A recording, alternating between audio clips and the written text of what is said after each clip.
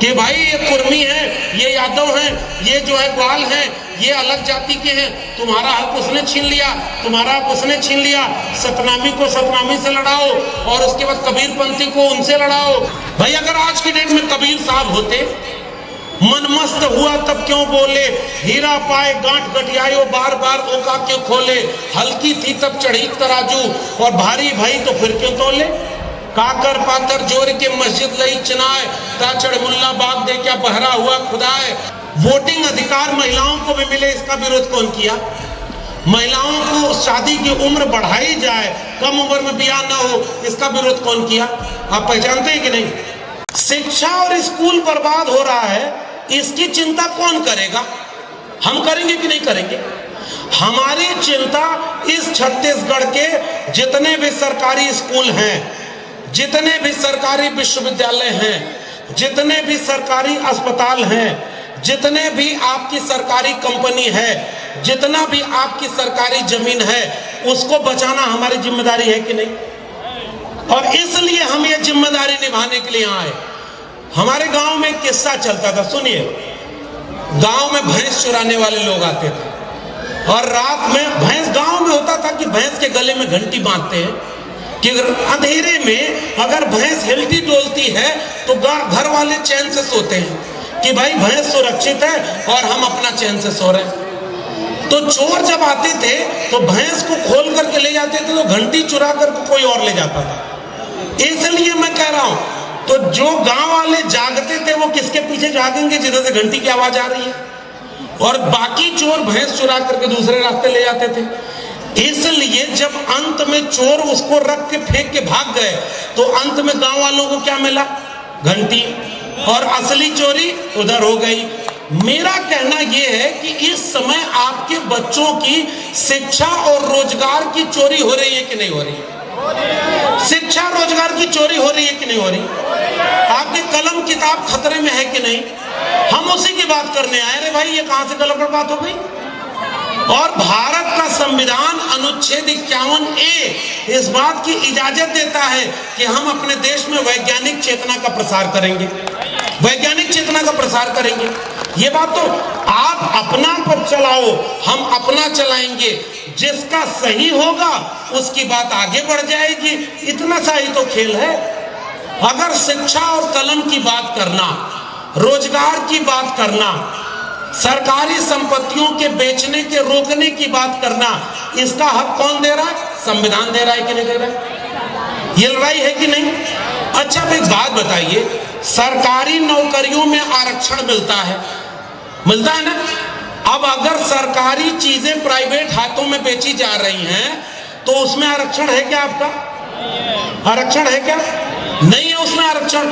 तो मंडल कमीशन कह रहा है कि प्राइवेट सेक्टर में भी आरक्षण होना चाहिए। क्या हमारी ये लड़ाई नहीं होनी चाहिए क्या कि जहां भी इस देश में कोई भी सरकारी गैर सरकारी संपत्ति हो उसमें इस देश के SC ST OBC और जितने भी कमेरा लोग हैं उनको उनकी आबादी के अनुपात में वहां जगह मिलनी चाहिए कि नहीं मिलनी चाहिए। यही तो बात हम करने आए। अब आपके छत्तीसगढ़िया सबसे बढ़िया, वहां पर अभी पिछले दिनों आरक्षण बढ़ाया गया ना। एक बात बताइए, जितने लोग ये धर्म वरम की बात करते हैं वो आरक्षण का विरोध क्यों करते हैं। आरक्षण का विरोध क्यों करते हैं भाई। आप अपना काम करिए, हम अपना काम करेंगे। अगर आरक्षण न होता तो हमारे देश में जितने प्रोफेसर, डॉक्टर, इंजीनियर, वकील बने हैं, क्या इतने SC ST OBC समाज के कभी बन पाते क्या। जहां आरक्षण नहीं है वहां SC ST OBC पहुंच पाए क्या। जैसे न्यायपालिका में आरक्षण नहीं है। आज की डेट में सुप्रीम कोर्ट में 2 शेड्यूल कास्ट के जज हैं और 1 OBC के जज हैं। शेड्यूल ट्राइब का तो कोई जज ही नहीं। ये सवाल पूछना क्या संविधान विरोधी बात करना है क्या। मैंने अभी एक RTI लगाई मेरे अपने YouTube चैनल पर, आप देखेंगे। इस देश के 45 केंद्रीय विश्वविद्यालयों में आज की डेट में जितने भी प्रोफेसर के पोस्ट हैं 90 से 99 99% SC ST OBC के प्रोफेसर की पोस्ट खाली पड़ी हुई है। और आज भी इस देश में 45 केंद्रीय विश्वविद्यालयों में केवल 41 प्रोफेसर OBC के हैं और 20-25 प्रोफेसर शेड्यूल कास्ट के हैं और ऐसे ही 10-15 प्रोफेसर शेड्यूल ट्राइब के हैं। और बाकी 90% प्रोफेसर कौन है? मैं नहीं जानता उनकी जाति क्या है, मैं नहीं जानता। आप समझदार लोग बताइए वो 90% प्रोफेसर कौन है भाई? उनकी मेरिट कौन चेक करता है? अब एक बात बताइए, अभी भारत में एक रिपोर्ट आई है, वो रिपोर्ट कह रही है कि इस देश में 1% लोगों के पास 40.5% संपत्ति का कब्जा है। आपने रिपोर्ट पढ़ी क्या?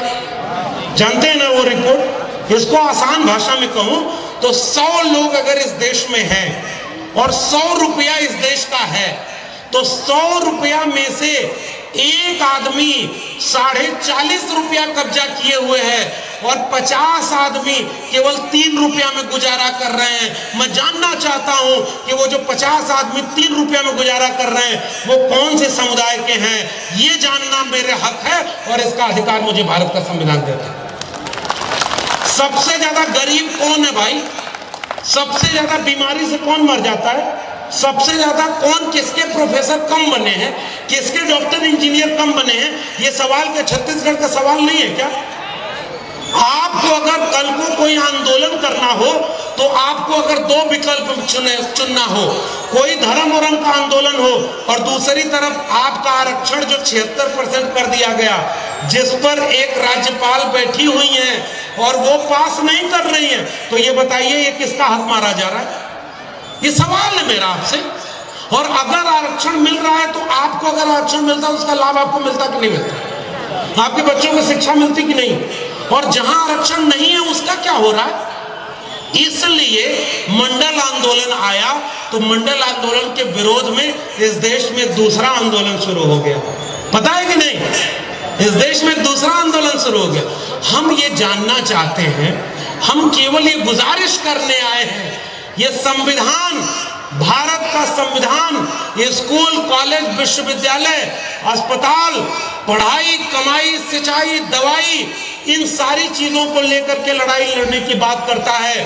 डॉक्टर बाबा साहब अंबेडकर ने कहा एजुकेट, ऑर्गेनाइज और एजिटेट। मैं आपसे एक अपील करके जा रहा हूं, रीड, राइट एंड फाइट। पढ़ाई, लिखाई और लड़ाई का वक्त आ गया है साथियों। किसी से डरने की जरूरत नहीं है। हम क्योंकि गलत रास्ते पे थोड़े ही हैं, हम तो हक की बात कर रहे हैं और हक की बात करना किसी के सामने कोई चीज नहीं है। भगत सिंह ने एक लेख लिखा है, मैं नास्तिक क्यों हूं। आज की डेट में अगर कबीर और भगत सिंह होते तो मुझे तो पता ही नहीं, डर है कि उनका क्या होता। भाई अगर आज की डेट में कबीर साहब होते, मन मस्त हुआ तब क्यों बोले, हीरा पाए गांठ गठियायो बार बार ओका क्यों खोले, हल्की थी तब चढ़ी तराजू और भारी भाई तो फिर क्यों तोले। काकर पाकर जोर के मस्जिद लई चनाए, ताचड़ मुल्ला बाग दे क्या बहरा हुआ खुदाए।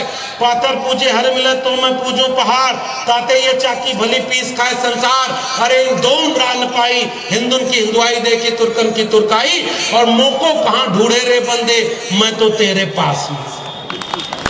इसलिए मैं कबीर, और मैं हम कबीर सिलेबस में पढ़ते पढ़ाते हैं। कबीर का क्या करेंगे? कबीर दास ने लिखा है, क्या लिखा है सुनिए।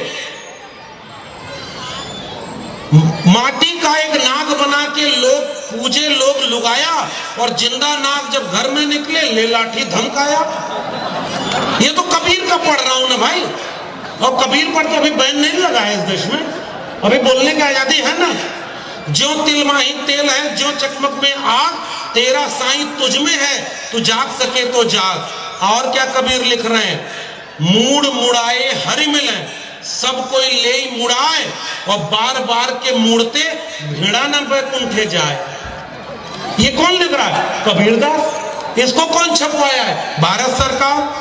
और इसके लिए क्या कह रहे हैं, मन ना रंगाए रंगाए जोगी कपड़ा। पढ़िएगा। और इसलिए कबीर साहब, पलटू दादू, भीखा बुल्ले शाह बाबा फरीद साहब और तथागत बुद्ध, इन लोगों ने 2-3 काम किया। वो दो तीन काम करने की हमें इस समय सख्त जरूरत है। पहला काम, किसी भी सांप्रदायिक काम में हमें नहीं जाना है। इतना समझ में आ रहा है कि नहीं? किसी भी सांप्रदायिक काम में हमें नहीं जाना है। हमें किस चीज में जाना है? शिक्षा, स्वास्थ्य, रोजगार। गलत कह रहा हूं तो कहिए। एक बात बताइए, आपको अगर कल दो ऑप्शन मिल जाए, एक तरफ इस तरह का कोई काम करना हो और दूसरी तरफ अपने बच्चे का स्कूल, कॉलेज और विश्वविद्यालय बचाना हो, आप किधर जाएंगे? किधर जाएंगे? ज्योतिबा फुले का नाम सुना है ना आपने? ज्योतिबा फुले के सामने एक संकट था। उन्होंने कहा कि इस देश में महिलाओं और दलितों के बच्चों को तो पढ़ने का अधिकार ही नहीं है, पढ़ने का अधिकार नहीं था। तो महात्मा फुले ने क्या किया? स्कूल खोलेंगे। किसके लिए? बच्चों के लिए, जो दलित घरों के बच्चे, जो शुद्ध घरों के, अछूत घरों के बच्चे थे, और लड़कियों को जिनको पढ़ने से रोका गया, उनको पढ़ने के लिए स्कूल खोलने की बात कही गई। इस बात से सबसे ज्यादा कौन नाराज हुआ? उस इलाके के कौन लोग थे? मैं इशारा कर रहा हूं, आप सब जानते हैं ना कौन विरोध किया था? शिक्षा का विरोध कौन किया? सती प्रथा खत्म हो, इसका विरोध कौन किया? विधवा विवाह हो, इसका विरोध कौन किया? बाल विवाह खत्म हो, इसका विरोध कौन किया? वोटिंग अधिकार महिलाओं को भी मिले, इसका विरोध कौन किया? महिलाओं को शादी की उम्र बढ़ाई जाए, कम उम्र में ब्याह ना हो, इसका विरोध कौन किया? आप पहचानते हैं कि नहीं? इस देश में किसका किसका विरोध हुआ? और तब जाकर के महात्मा फुले के पिता को जाकर उन लोगों ने समझा दिया कि ये आपका बच्चा धर्म विरोधी काम कर रहा है, ये शूद्रों के बच्चों को पढ़ाने के लिए स्कूल खोल रहा है। पिताजी ने बुलाया, उन्होंने कहा कि भाई ये तुम दोनों, ज्योतिबा फुले और सावित्रीबाई फुले, अब तुमको दो में से एक चुनना होगा। या तो तुम अपना घर चुनो या तो तुम अपना स्कूल चुनो। हाथ उठाकर बताओ राजनांदगांव के लोगों, क्या ज्योतिबा फुले ने अपना घर चुना था? क्या ज्योतिबा फुले ने अच्छा पुत्र होना चुना? क्या ज्योतिबा फुले ने पिता की बात मानी? क्या ज्योतिबा फुले धर्म वालों से डर गए थे? क्या?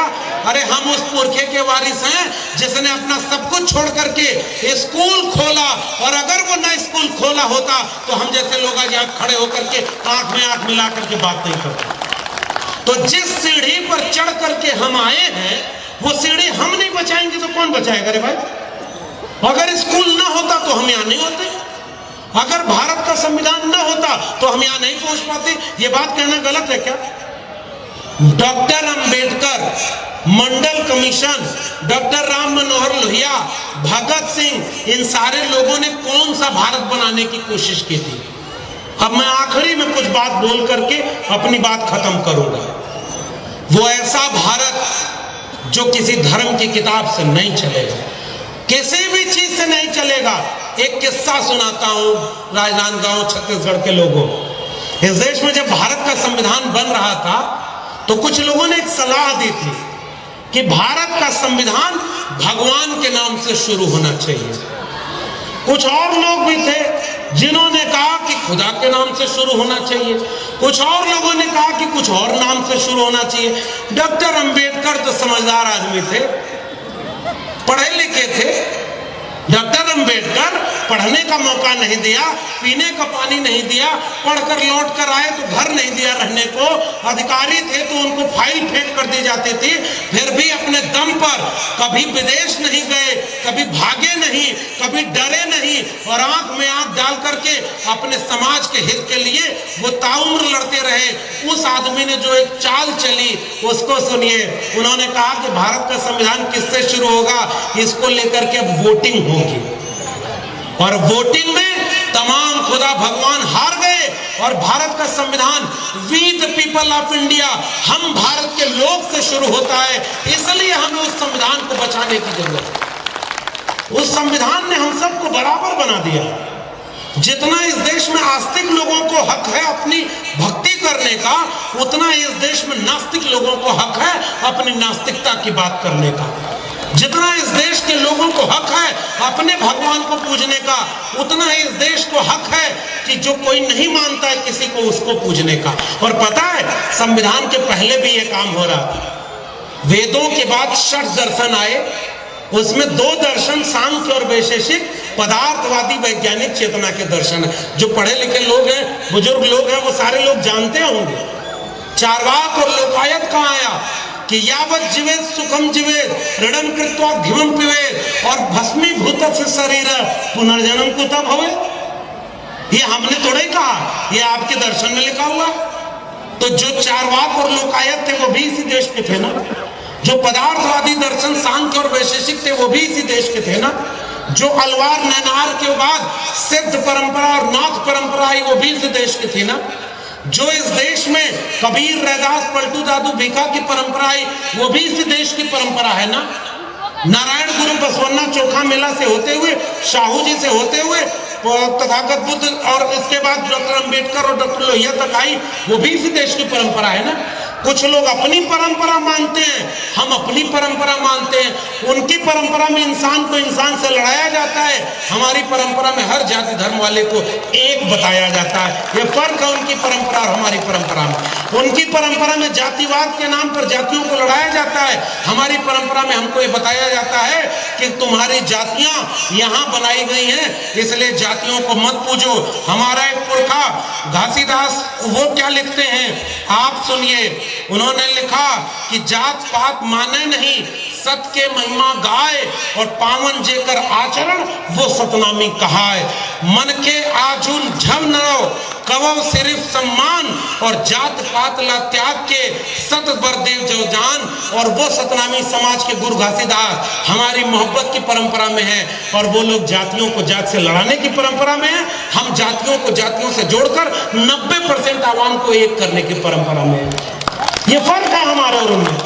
हम मोहब्बत और प्यार की बात करने आए हैं।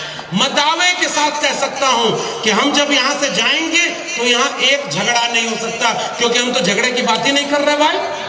ये तो कुछ लोग अतिरिक्त उत्साह में आ जाते हैं कि आओ हम तुमको बताते हैं। ऐसे ही कुछ लोग कबीर के खिलाफ भी थे, ज्योतिबा फूले के खिलाफ भी थे। सावित्रीबाई फूले स्कूल पढ़ाने जाती थी तो पत्थर मारते थे।